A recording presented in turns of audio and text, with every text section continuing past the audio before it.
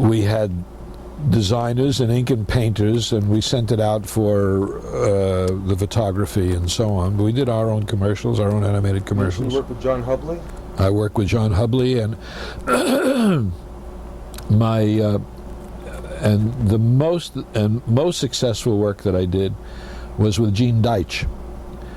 Gene Deitch was Hubley was Gene Deitch's mentor at UPA, and then he succeeded Hubley as the creative head of UPA, and then he was the creative head of Terrytoons, and now Gene is living in Prague, and he has been there for the past 30 years.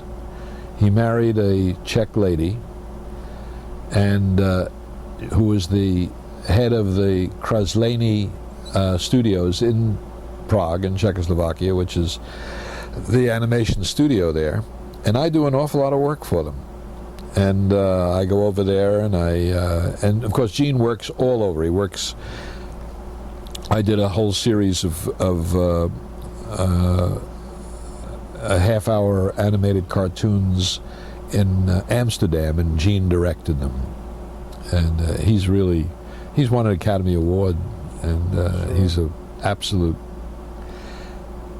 the most creative genius in that field, I think, today. Seamus Culhane? Worked with Seamus. Did you do the Bavo commercials? Yes, they did. All the ones for the Kate Smith show? Well, I don't remember. Where they're on, I never know. I want to throw a few at you. The Frito Bandito? Yes. How'd you get that character?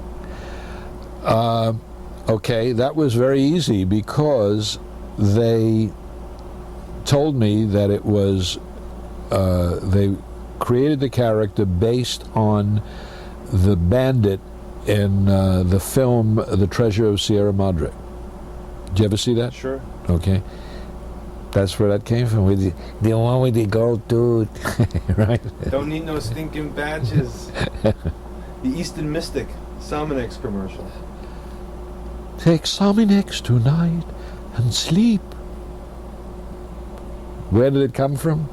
I don't know. They showed me the character. I did it. I don't know. M&M Peanuts.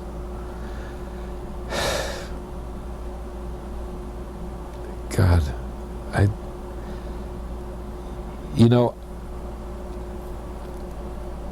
really can't tell you how or why or where. M&M's, I really, one was a chocolate covered, one I think was a southern kind of a voice. I can't, that's a long time ago. Hard for me to remember. And of course, you were the voice of the Good Humor Man. Yeah. Yeah. Drano. Yeah, well, that's more current. That's the voice of God. Would Drano let you hurt your pipes? You know. And when was the Bro Cream commercial? Brill Cream. That was that's a very funny story. They called me in to the agency because they had a lot of footage that they shot, and they didn't know what they wanted to do with it. Okay? They brought me in, they said, oh, watch this. We have a real wonderful footage. They have wonderful shots of girls running through the woods, tackling a guy, running their hands through his hair, all kinds of things where women were going after guys. And they said, "You get any ideas from this? And we'd love to use this stuff." So I watched it, and I said, "And now a public service announcement from Brill Cream. Men, if we told you once, we've told you 1,000 times. Use only a little dab of Brill Cream. This man used 2 dabs. We cannot be responsible." Okay? They loved it. So, doing a whole series of these for quite some time. And then one day, I get a call from a friend of mine, Walter Collins in California, And he said, hey, what happened? How come you're not doing Brill Cream anymore? I said, I'm not. He said, well, I hear somebody else doing it. I said, I never know. You know, I rarely ever see these things once I do them. So one day, sure enough, I caught one. Wasn't me. This went on about 6 months, and then I got a call to audition for Brill Cream. Come into the agency, there's a new producer. He says, now I'll tell you what we don't want. And he's going through this thing, you know, and so on and so forth. And he's describing what he wants, and he wants what I did. So I know by now what's happened here. And for some reason or other, the old crew is out and the new crew is in it. And this guy's not going to go and find out who did this before. He's going to make his own stamp. So he did this, and now the client is saying, what the hell happened here? This is not the kind of thing we want. We want the... And it's kind of... This is the kind of stupidity that goes on very often. Instead of kind of finding out who did it, he's now holding auditions for somebody to match this. So I have had enough experience to know that you don't embarrass the people who are hiring you. So rather than say, hey, fella, I'm the guy who did it, I created the whole goddamn campaign, I said, gotcha. Gotcha. And I did it. He said, oh, perfect. Oh, beautiful, Bubby. I love you. Wonderful. And I was doing it again. See what's interesting? There's no such thing as an Alan Swift type. No, I don't think so.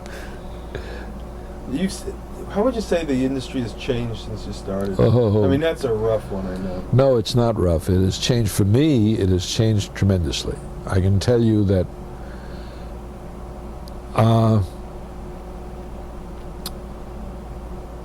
many of the advertising agencies, I would say most of the advertising agencies, have done away with their own casting departments. They now go to casting services on a freelance basis. And that's terrible, for me, at any rate. I think it's terrible in terms of the industry, because apparently these casting services must be paid by the number of people they bring in, because they bring in everybody. So many people who, you know, I mean, if you handed me a commercial today, a voiceover, I could look at it and forget myself. I could tell you, this actor should do this, that actor should do that, this actress should play this part, and so on and so forth. And I could cast it just like that. But okay, you want to hold auditions? Take 5 of each, of the people who are really good, if you know what you're doing. I had an experience just the other day. I was livid. I came to this casting service, this call, and this woman, they had a script with 3 different short commercials. And she said, I want you to read the last commercial only because that's an older person. And I just blew my stack. I rarely do that. And I said, do you know who I am? And she looked at me. I said, you are a casting person? You have a casting service here under your name? Don't you have to do any homework? Don't you have to know anything about this industry? My name is Alan Swift. Remember it. Ask somebody in the business who knows the business who he is. I said, I can do any age voice. She says, they want a 30-year-old person. You're not a 30. I said, it's a voice. She said, well, you got to sound 30. I can hear your voice. You don't sound 30. I said, no, you can't hear my voice. I said, I can be 3 years old and I can be 90 years old. What can I tell you? You asked me how the industry has changed. It has changed. That's the biggest change. I used to work mainly with one-on-one, when I would go into an advertising agency, the producer would be there. Very often the copywriter was there. And I would have input also into what was. Today, I don't even know whether most of my auditions are even being heard, because you take, for example, they're putting on 75 people on a tape, and they send that tape over to the producer. Is he going to listen to 75? He doesn't have the time. So he's going to listen for a few minutes until he hears something that can work, and say, oh, okay, but that's all right, fine. That's not, call that person, and he'll walk out. I could be down the list, I don't know. Because I do know that the difference in terms of my work is that where I used to win about 80% of the auditions, I now maybe win 7%. It's a big difference. So that's how it's changed. Yeah.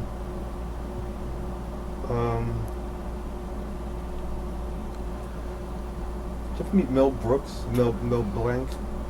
No, I never met Mel, but we both worked on the same commercial. He in California, myself in New York.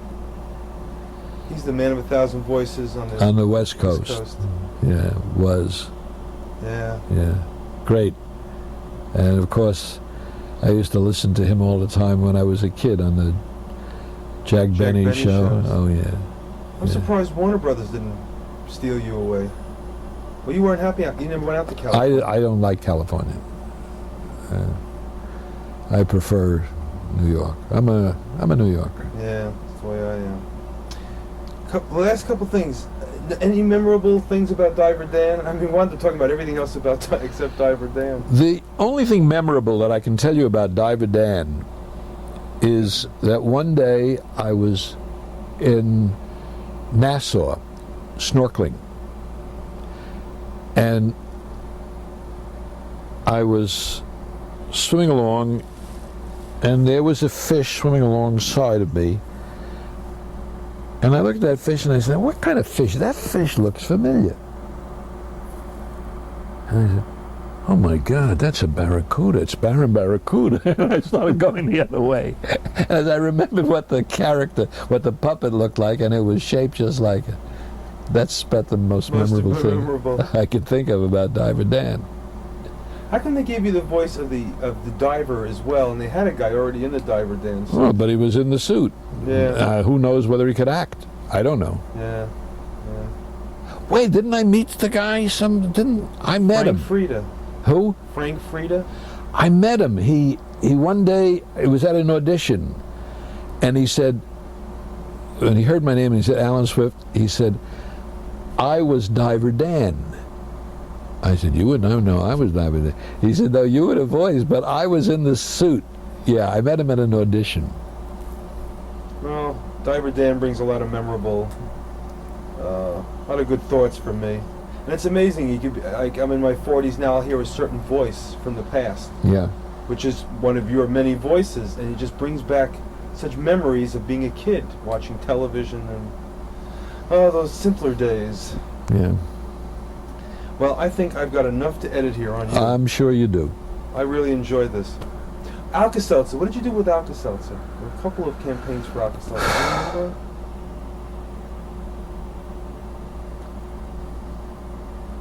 I don't remember. You know what I have to do now is I got to start piecing together all the commercials I have that I think is your voice, Yeah. and put them on a reel. And see if you even remember some of them. Anyway, I will let Mark rest. I'm very happy with this interview. Now I'll just tell you something which has nothing to do with this. I've had a reel that I've used for years. Must run maybe 40 minutes. And it's a pretty good sampling of commercials that I've done. I called it, as you might see in that brochure, Uninterrupted Commercials. Turn to the last page. free, nothing to buy. Am I on the wrong page? That's it. Sanka Coffee. Oh, those were the beginnings. Those are things that I just did in '65. In when 56, 55, 55. I've since done, God knows. Do you remember which? Oh, you, But that, I originally put it out as a record, and then years later as a tape. It became a collector's item. People were, and it has always served me very, very well. Just recently, I'm signed with Don Buchwald, an agent, and they listened to the tape. They said, "Oh, you have to cut this down." I said, "Why?" You know, and they said, "How long do you want it?" And they said, "About 3 minutes." I said, 3 minutes? And they said, well, "Yeah, nobody. The young people today don't have the. They don't have the." capacity To sit and listen to anything for any length of time. I said, "But what can I show of my work in 3 minutes?" I said, I'm more than just the sound of a voice. You want to see a comedy timing. You want to see that. At any rate, that's the way the business also has changed. Yeah, but I'll tell you one thing. You still have the record? I take it. Well, I have the tape. Yeah, because I like to listen to the tape and get the commercials. So I think we got enough here to do a documentary. It looks like. I want to have fun cutting all this up. Do you have a lot of any pictures, photographs that you took back in the 40s or 50s, doing voiceovers or some of the TV shows that I could use? Just, Because these I can copy too, video-wise. yeah. But, well, which one first? We'll do a second. Oh, you won an award for children's album. Yeah, so... Favorite C. What was the award? I tell you, when you do a kid show, you get so many phony awards. I mean, I threw out enough awards. At one point, I used to laugh and say, I should take one room and I should paper all the walls with my awards, and I'd say, "The world's most honored man," I mean, because it's ridiculous. They give you awards that you don't deserve. It's all bullshit. Yeah. But today you're overpowering when someone meets you in the business, especially these young people who don't know anything anymore. They figure somebody has one voice. That's it. They don't know how to handle you. That's it. They're not smart enough. They didn't know it in radio either. They did not know it in radio, and I had, when I came back after the war, the American Theater Wing had a course for returning veterans, actors, to get them back into the business. This was in radio, to meet the different radio directors. So each week a different radio director would come and direct the class in a radio show, dramatic radio show. And that way we got to meet them. I was always getting the best roles, and yet I wasn't getting work. So my friend John Randolph, you know who John Randolph is? He's a wonderful actor who won a Tony 2 years ago for Broadway Bound. You've seen him in many films and so on. Well, John was in the class, and he said to me, he said, I can't understand. You should be working like crazy. He says, "Let me see your registry card." We all had like a postcard with our picture in one corner, and it would say, this was for radio, would say things like voice range. People would have maybe 20 to 30, 20 to 40, or 50 to 60, depending upon the so on, and the characters that they play, so on. So he looked at my card and he said, "Jesus, no wonder you don't get any parts. He says, they think you're crazy." He says, "You got voice range, cradle to the grave." He says, "You got character parts, you got dialect accents, all dialect accents." He said, they don't know how to treat you. He said, if you know this business, you'll find that they all typecast. They call this actor for this actor, and that's the way they do it. Once he told me that, I had many cards made up. Depending upon what show I was going for, that's all I could do was gangsters, narrators, comic stooges. That's long chatty. Yeah. Yeah. And that's what I did. All right, how do I get this off? I'll disconnect you.